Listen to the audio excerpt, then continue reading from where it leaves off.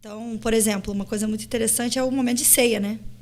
Que é o momento onde a gente pode compartilhar do corpo de Cristo ali com o irmão. Lá na comunidade a gente entende a ceia de uma maneira um pouco diferente. Quer falar, amor? A gente até a gente não inventou isso não, é óbvio. A gente aprendeu muito com os Walkers, né? Com os irmãos. Que foi muito influenciado pelos Walkers desde de sempre, assim, por causa do meu pai. Eles davam ceia muito a sério. Então, e aí entende que não é tipo assim, a gente faz assim porque esse é o jeito certo. Não, a gente faz assim porque a gente entendeu que isso tem a ver com o nosso propósito. Tem a ver com o nosso propósito, faz sentido para aquilo que a gente tem vivido. Então, por exemplo, a gente não faz ceia no domingo à noite. Não. Nunca fizemos ceia reunião só de domingo. Só Páscoa, assim, Ano Novo. No máximo. Isso umas 3 vezes foi muito. Como que a gente faz normalmente? A gente tem os grupos caseiros. E esses grupos caseiros normalmente são as pessoas que têm mais relacionamento. Porque elas se veem ali toda semana, no grupo e tudo mais. Então, as reuniões de ceia são dentro desse contexto de um grupo menor. Tá. Onde todos praticamente possam falar. E aí falar o quê?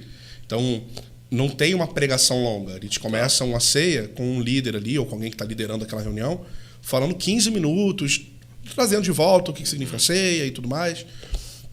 E aí vai para um primeiro momento de mesa, que aí é tipo, cara, eu queria honrar a vida do Douglas, cara. O Douglas é um cara assim, isso tem me edificado.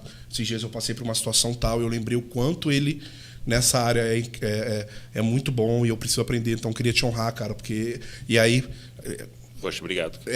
De nada. E aí, e aí o outro começa a fazer isso e é uma reunião para gente de troca. E aí ele sempre fala isso, não é uma reunião de troca de bajulação, não é uma reunião de trocas de elogio, não é uma reunião tipo, ninguém falou daquele lá, escolhe alguma coisa para falar dele para ele não ficar chateado. Fala do cabelo, cara, teu cabelo me inspira. Tipo, não é isso. Mas é tipo...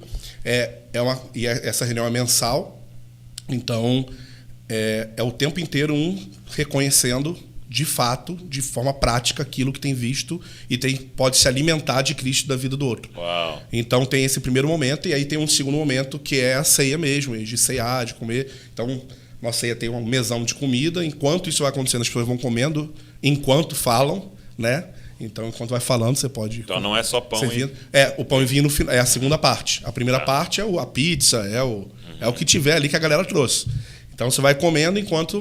Tá nesse momento de honra. Tá? Exatamente. Aí ora. Então, eu queria aproveitar e orar por ele. Então, a gente pega ali, ora, abençoa ele e tudo mais. Então, tem muito disso. A forma que você cria seus filhos. Eu tenho tido essas dificuldades aqui com meu filho. Assim, sei lá, na hora da reunião, eu não consigo ainda fazer com que meu filho... preste atenção, sei lá, mas eu vejo fulano que tem 3 filhos e ele consegue fazer isso. Eu preciso beber disso que você tem e eu queria te honrar aqui publicamente, diante da igreja, por isso e tal. Então, esse é o meu momento. Enquanto isso, a gente está comendo. E aí, depois que esse momento passa, a gente vai para um segundo momento, que aí é o pão, o vinho, a ceia e tudo mais, né? Então, eu acho que isso também fortalece a questão do tipo, eu sei o que as pessoas me honram na minha comunidade pelo aquilo que eu tenho. E as pessoas sabem aquilo que as pessoas... Um vê no outro. Então, você está num ambiente de... Cara, aquele fulano, há 2 ceias atrás, falou de mim sobre a minha mansidão, cara. Ele vê isso na minha vida. Eu preciso continuar zelando por isso. Imagina isso o tempo inteiro, toda reunião sendo assim, né, de ceia. Então, isso acho que vai fortalecendo os vínculos e vai fortalecendo... a questão de, tipo assim, não é só amizade. E isso era um problema também que a gente tinha na Igreja das Casas. Criou a koinonite, né? A doença da comunhão.